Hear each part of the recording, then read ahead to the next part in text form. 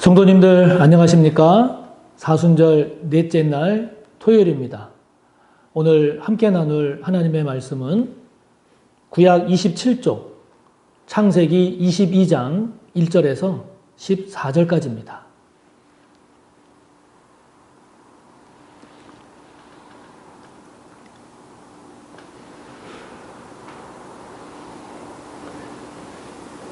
구약 27쪽 창세기 22장 1절부터 14절까지의 말씀 함께 봅니다. 그 일 후에 하나님이 아브라함을 시험하시려고 그를 부르시되 아브라함아 하시니 그가 이르되 내가 여기 있나이다. 여호와께서 이르시되 내 아들 내 사랑하는 독자 이삭을 데리고 모리아 땅으로 가서 내가 네게 일러준 한 산 거기서 그를 번제로 드리라.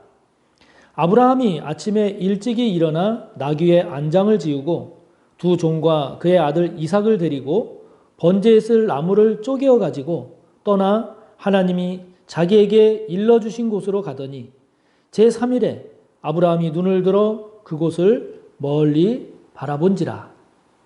이에 아브라함이 종들에게 이르되 너희는 나귀와 함께 여기서 기다리라. 내가 아이와 함께 저기 가서 예배하고 우리가 너희에게로 돌아오리라 하고 아브라함이 이에 번제 나무를 가져다가 그의 아들 이삭에게 지우고 자기는 불과 칼을 손에 들고 두 사람이 동행하더니 이삭이 그 아버지 아브라함에게 말하여 이르되 내 아버지여 하니 그가 이르되 내 아들아 내가 여기 있노라. 이삭이 이르되 불과 나무는 있거니와 번제할 어린 양은 어디 있나이까. 아브라함이 이르되 내 아들아 번제할 어린 양은 하나님이 자기를 위하여 친히 준비하시리라 하고 두 사람이 함께 나아가서 하나님이 그에게 일러주신 곳에 이른지라.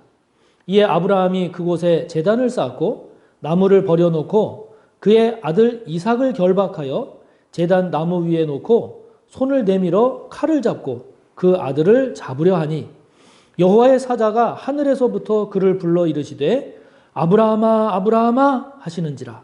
아브라함이 이르되 내가 여기 있나이다 하매 사자가 이르시되 그 아이에게 내 손을 대지 말라. 그에게 아무 일도 하지 말라. 내가 내 아들 내 독자까지도 내게 아끼지 아니하였으니 내가 이제야 내가 하나님을 경외하는 줄을 아노라. 아브라함이 눈을 들어 살펴본즉 한 순양이 뒤에 있는데 뿔이 수풀에 걸려 있는지라. 아브라함이 가서 그 순양을 가져다가 아들을 대신하여 번제로 드렸더라. 아브라함이 그 땅 이름을 여호와 이레라 하였으므로 오늘날까지 사람들이 이르기를 여호와의 산에서 준비되리라 하더라. 아멘. 자, 오늘은 사순절 넷째 날입니다. 또 한 주를 정리하는 토요일이기도 합니다. 그 유럽에 여러 수도원을 이렇게 여행한 사람이 그 수도원을 다니면서 여러 수도원을 다니면서 있었던 일을 이렇게 짤막짤막하게 소개한 그 글을 봤는데요. 한 이야기 중에 이런 게 있습니다. 이 사람이 이제 여러 수도원을 이렇게 방문하면서 다니는데 한 수도자를 만납니다. 그런데 그 수도자가 방금이라도 이렇게 쓰러질 듯 기진맥진해 보이는 겁니다. 그래서 그 수도자에게 말을 걸었습니다. 수도자님은 아직도 사탄과 씨름하고 계십니까? 너무 힘들어 보이네요. 그랬습니다. 그러자 그 수도자가 아닙니다. 사탄과의 싸움은 벌써 끝났습니다. 그 여행자가 다시 묻습니다. 아니 그러면 누구와 싸우기에 지금 그렇게 지쳐 계십니까? 수도자가 말합니다. 하나님과 싸우지요. 하나님과 싸운다는 이 말에 이 여행자가 깜짝 놀랍니다. 그러면서 그 수도자에게 다시 묻습니다. 하나님과 싸운다고요? 아니, 하나님과 싸워서 이길 수 있다고 생각하십니까? 그러자 그때 수도자가 이렇게 말을 합니다. 아닙니다. 저는 지금 하나님께 지려고 싸웁니다. 하나님께 지려고 합니다. 그런데요, 하나님께 지는 것이 이렇게 어렵네요. 그런 말을 합니다. 여러분, 우리가 인간이 하나님께 진다. 이게 뭘 말할까요? 순종하는 거죠. 순종하는 겁니다. 하나님의 명령에 순종한다. 즉 순명. 이게 어렵다는 거예요. 이 수도자가. 하나님 말씀, 하나님 명령에 순종하는 이 순명, 명령에 순종한다라고 하는 이 순명이 어려운 것은 그만큼 우리 인간이 내 마음대로 하고 싶은 욕망이 큰 겁니다. 내 뜻대로 이루어졌으면 하는 소원, 내 뜻대로 이루어졌으면 하는 그 의지가, 그 욕구가, 그 욕망이 그만큼 크다는 것을 말하죠. 그래서 우리가 기독교 역사에서 쭉 이렇게 세워지고 전해오는 수도원들을 보면 거의 대부분 빼놓지 않고 들어가 있는 중요한 계명이 무엇인가 하니 순종입니다. 순명입니다.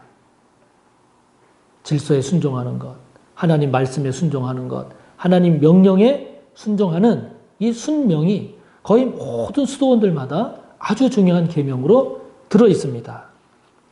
이 순종, 순명에는 행위로 순종하는 외적인 그런 순종이 있는가 하면 내면으로 내가 따라야지라고 마음을 먹는 이런 내적인 순종, 내적 순명이 있죠. 여러분, 태어난 아기, 어린 아기를 보면 얼마나 귀여워요. 그런데 그 어린 아기들도 보면 부모의 말에 순종하는 게 아니에요. 다 자기 하고 싶은 대로 해요. 떼를 써요. 그러다가 부모가 안 들어주면 울잖아요. 웁니다. 그러니까 이게 부모에게 이기려고 하는, 부모에게 지려고 하는 순종이 아니라 어떻게 하든지 부모를 이기려고 하는 이것이 인간에게 강한 거죠. 다 자기 마음대로, 자기 뜻대로 하고 싶어 합니다. 그것이 옳든 그르든 간에 인간에게는 그런 욕구가 있어서 순종한다는 것이, 순명한다는 것이 그만큼 쉽지 않다 하는 거죠. 오늘 본문에 나오는 이 이삭과 아브라함의 이야기는 순종, 순명, 이 관점에서 보면 아마 성경에 나오는 최고의 하이라이트 중에 하나가 아닐까 생각이 됩니다. 이 이야기를 이미 우리는 다 알고 있죠. 알고 있는 상태에서도 이 말씀의 내용을 다시 한번 생각해 보면, 묵상해 보면, 다시 생각해 봐도 참으로 기가 막힌 그런 이야기죠. 아브라함이 보여주는 이 눈물겨운 순종의 스토리. 저와 여러분, 우리 그리스도인들 모두의 마음속에 깊이 새겨져 있는 그런 내용 중 하나죠. 아들 이삭을 제물로 바치라 라고 하는 이 하나님의 명령. 여러분, 아무리 믿음이 크고 믿음이 성숙하다 한들 이 하나님 명령에 순종한다는 것이 쉬울까요? 아무리 믿음이 크다 한들 아브라함은 어떻게 이 하나님 명령에 순종할 수 있었을까? 그 이유를 알아도 또는 그 이유를 몰라도 순종한 아브라함의 그 모습 그 자체는 우리를 숙연하게 하지 않을 수가 없습니다. 이 이야기의 대부분의 초점은 아브라함에게 보통 있죠. 아브라함이 순종한 것에 있습니다. 상상되는 아브라함이 얼마나 고민했을까, 얼마나 힘들어했을까, 얼마나 갈등했을까. 아브라함에게 초점이 맞춰지고 결국은 마침내 순종하는 아브라함의 모습 속에서 우리는 은혜를 받곤 합니다. 그러나 이 이야기를 가만히 들여다보면 우리가 눈여겨봐야 할 것 중에 하나는 아브라함뿐만이 아니라 이삭입니다. 이삭의 믿음 또한 우리가 눈여겨봐야 합니다. 이때 이삭은 어린 아이라기보다는 6절의 말씀을 보면 번제에 사용될 나무를 지고 갔다 그러거든요. 그러니까 어린 아이는 아닌 것 같아요. 최소한 오늘날로 말하면 초등학교 5, 6학년 내지는 중고등학생과 같은 그런 청소년기에 있는 그런 나이가 아니었을까 그렇게 여겨집니다. 그 말은 다른 말로 말하면 아브라함은 나이가 많잖아요. 그러니까 마음만 먹으면 얼마든지 도망갈 수 있는 상황이고 마음만 먹으면 얼마든지 벗어날 수 있는 그런 상황이었음을 우리가 알 수 있는 거죠. 그럼에도 불구하고 이삭이 아브라함을 따라갑니다. 이삭의 순종도 이삭의 믿음도 그렇기 때문에 대단한 거죠. 대단한 겁니다. 이스라엘에 전해오는 이야기를 보면 아브라함이 이때 칼로 이삭을 내리치려고 할 때 이삭이 부탁한 것이 있었다고 합니다. 그 부탁한 것이 무엇이었는가 하니 자기 자신을 좀 더 꽁꽁 묶어달라고 부탁했다는 겁니다. 왜 그런 부탁을 했는가 하니 혹시라도 본능적으로라도 그 상황을 피하려고 자기가 몸부림치거나 뛰쳐나가려고 할까봐 자기의 몸을 더 꽁꽁 묶어달라고 부탁했다는 거죠. 자, 여러분 이러한 이삭의 모습을 우리가 생각을 해보면 놀랄 수밖에 없고 감동이 되기도 하지만 그것을 넘어 숙연해지는 겁니다. 늙음하게 얻은 아들, 눈에 넣어도 아프지 않을 그 이삭을 데리고 아브라함은 어떻게 그 모리아 산으로 갈 수 있었던 것일까?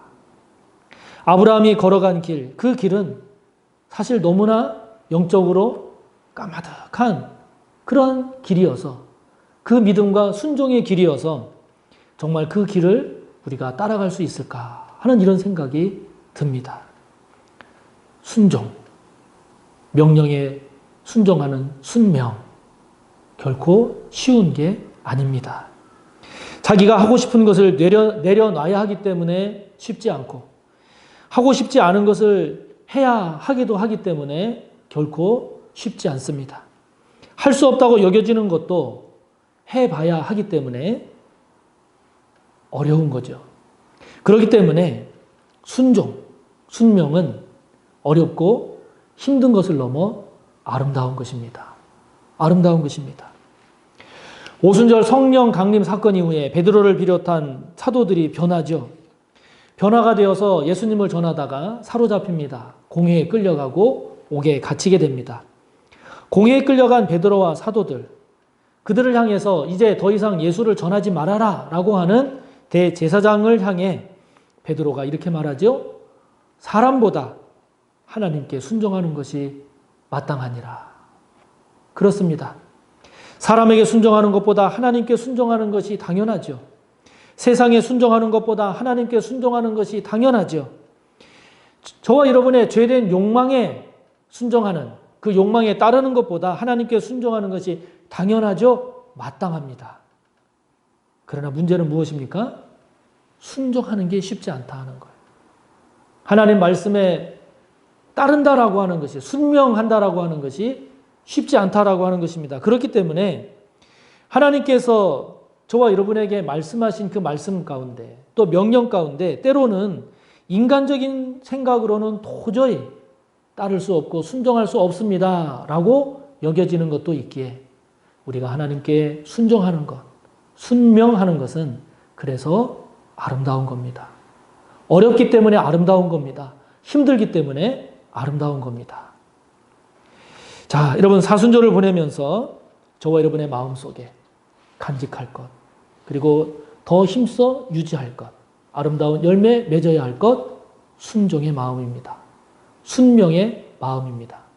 사순절을 보내면서 쉽지 않지만 순종, 순명의 그 길을 잘 걸어가는 저와 여러분이 되시기를 바랍니다. 함께 나눈 말씀 생각하며 기도하시고 오늘도 여러분의 기도를 이어가시기 바랍니다. 감사합니다.